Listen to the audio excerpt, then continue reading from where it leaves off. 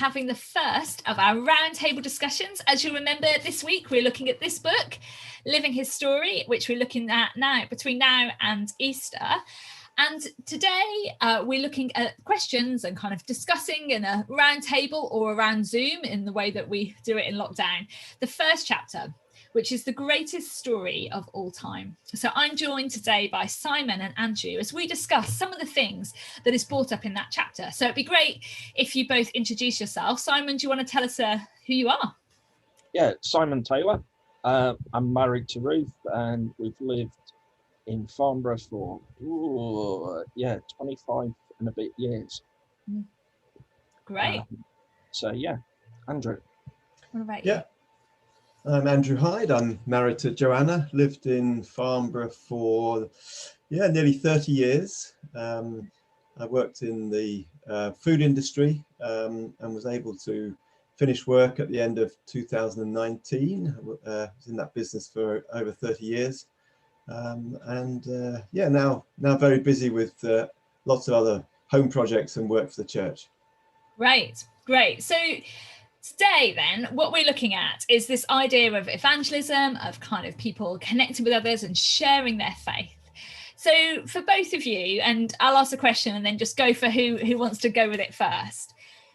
We know that personal invitation is the most effective form of evangelism. You know, statistics have shown that, surveys have shown that people come to something because someone has invited them. Who first invited you to church and into the story of God, and how did they go about it? Love to hear that. I don't know which one wants you to take that one. Yeah, I mean, I can go first. Mine was very direct. It was through neighbours. Well, actually, they weren't neighbours then, but in Southwood, some friends who my wife had met through the local nursery where both our children went. And this lady said to my wife, she said, "Oh, I hear there's a new church opening up in the community centre in Southwood on Sunday. Would you and Andrew like to come along?" Wow. And that was our invitation. It was a conversation, I think, probably at the nursery at the end of it. And this lady asked that question. They lived just around the corner from where the vicarage is in Southwood. So they'd come across the incumbent then, and our journey began from there. Yeah. So, and I suppose in a way, my wife asked me because she'd been asked by this friend, and they're still friends. Great. Second down the line invitation. That sounds good. What about you, Simon? Yeah, I mean, I was just saying before that I've never actually been invited to church. I had no choice in the matter. My parents took me along as soon as I'd been born. Of course, I have no recollection of that, but, you know, church was just always what we did on a Sunday from the age of understanding, I guess, really. So, yeah, that's my background to being invited to church. Yeah, always been there. Well, I was tricked when I first went to church, so you guys have done better than me. Someone invited me to a disco, which wasn't a disco, it was a youth service with lots of lights, but I still went along, even though I discovered it was something a little bit different. But what can we learn from how others have shared their faith with us, or maybe invited us? What's the stuff that we can learn that's good, and maybe the stuff that's not so good from that? Yeah, shall I go?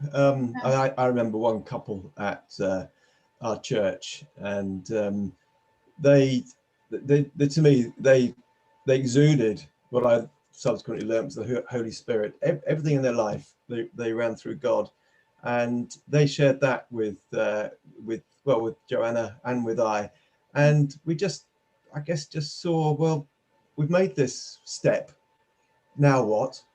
And the way that they lived their lives just seemed so much more appealing than perhaps what we thought we were striving for. So it was their example. Very loving couple. They gave me my first physical healing, or they brought me into God's presence, and I had a healing on cartilage on my knee, very specifically, and then led us into children's ministry. Right. So it was an invitation to an invitation, wasn't it then? You've got someone who's not only just inviting you to church, but someone inviting you to participate in all the goodness that we see in God, for that opportunity for healing, for prayer, for being involved in ministry in his kingdom, which is, yeah, just incredibly exciting. What about you, Simon? I think it has always been the people that have encouraged me and have gone alongside me who have helped me along my faith. You know, I can tell you quite a few things that I don't like is pressure and being made to feel guilty, which happened quite a bit when I was younger. But, you know, the people that got alongside me and, you know, we built good relationships and I was able to trust them. You know, that was far more formative than anything else.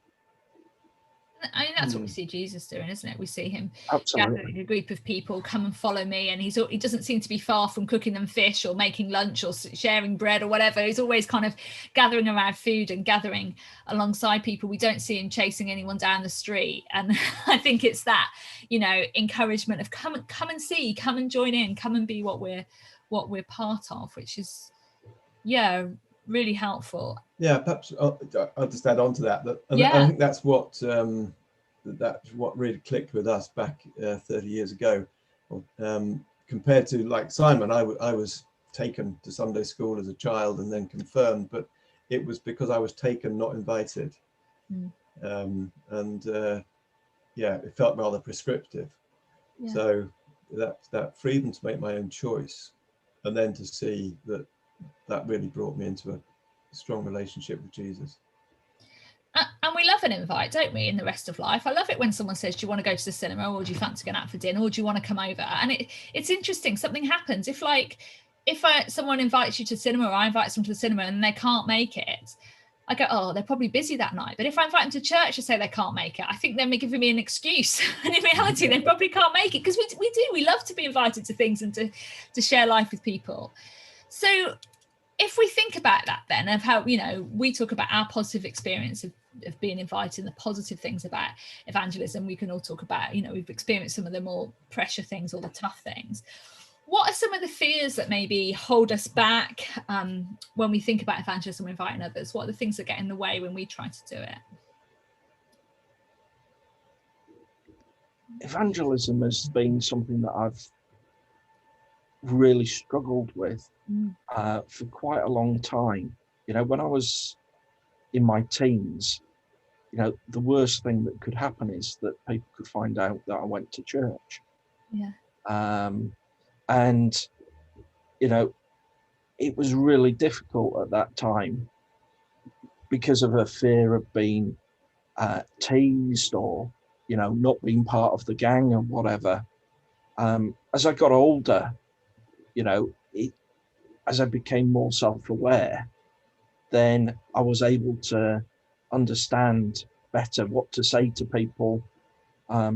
Even now, I'm an introvert, so I'm not out there all the time telling people that I go to church and what have you. But, you know, it's when I get friendly with people and, you know, then I feel able to talk about what I do, and particularly one of the opportunities is what you do on a Sunday.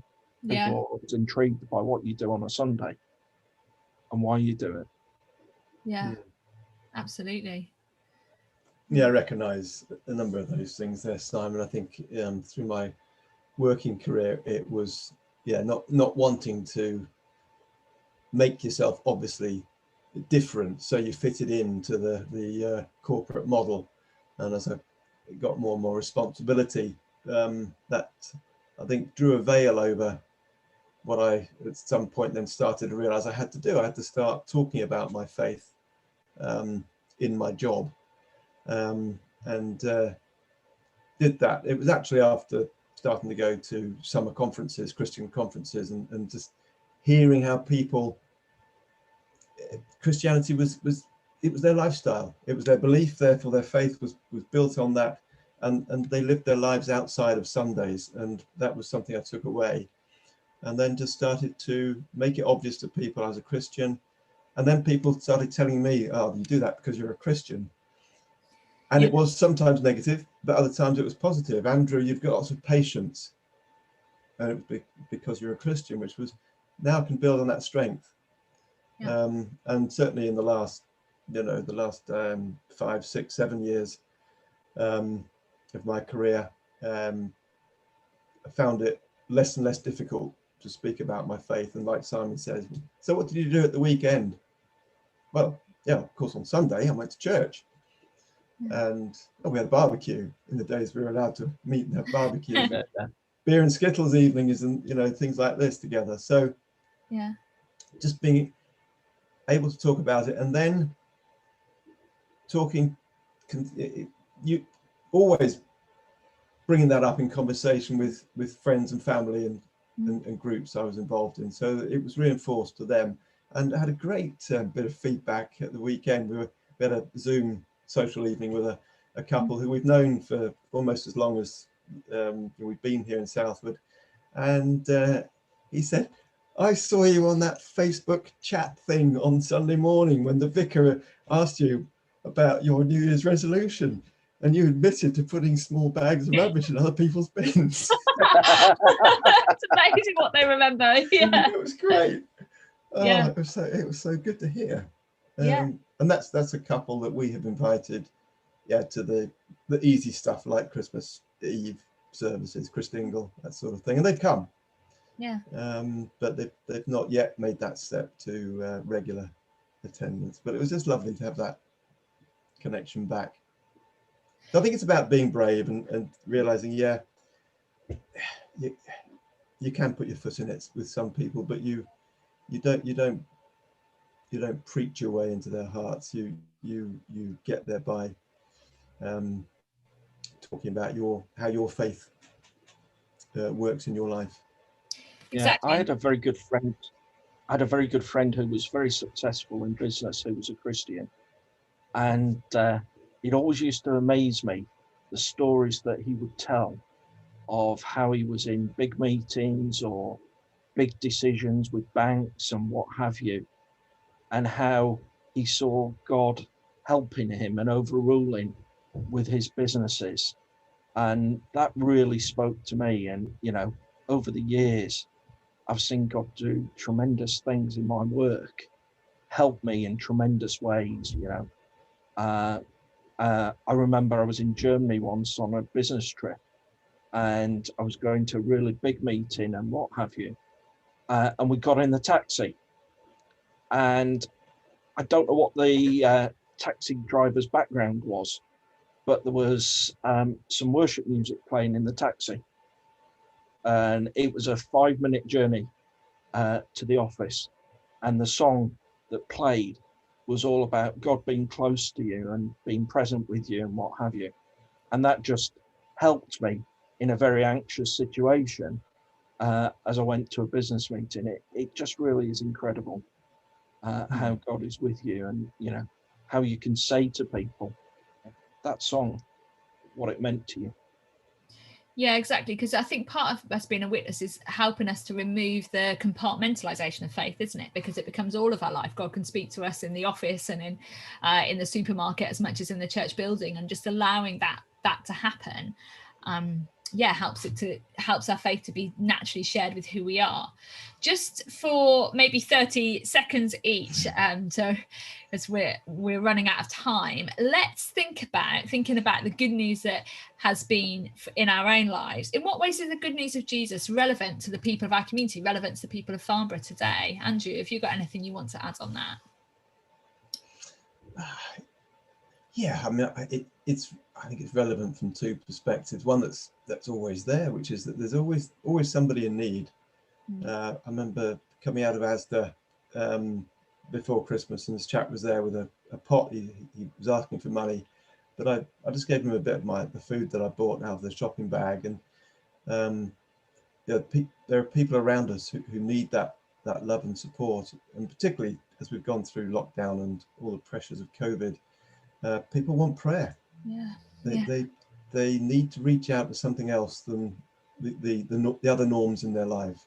and as Christians we're there to help them. Absolutely. What about you, Simon? Yeah, Jesus is there to help people with anything and everything, so he really is relevant to people. He he's reliable, he can be trusted, and I think that is there aren't many people that can be relied on and trusted these days. So Jesus can be relied on and trusted, and the news of Jesus can be relied on and trusted. Absolutely. And also, I think one of the things that always strikes me in the Bible is where Jesus says how he puts the lonely in families. And I think for a lot of us, we need not only to be part of a community where we see God and we help each other, but actually we need each other, don't we? And I think that's something that the Bible teaches us. So yeah, it can be relied upon, can be trusted. I think there's been some research with students that was done recently that one of the main problems that why they didn't have faith is because they weren't sure that it was true. And yet what we know of anything is that the Bible can be trusted and it can be proved. Well, thank you so much for your time today to discuss this a little bit further. Hopefully that's given us some food for thought. For anyone who's listening, please put your comments below, things that have helped you with sharing your faith, good experiences, things that maybe we can learn from each other. So thank you, Andrew. Thank you, Simon. Okay. Thanks. Bye. Bye.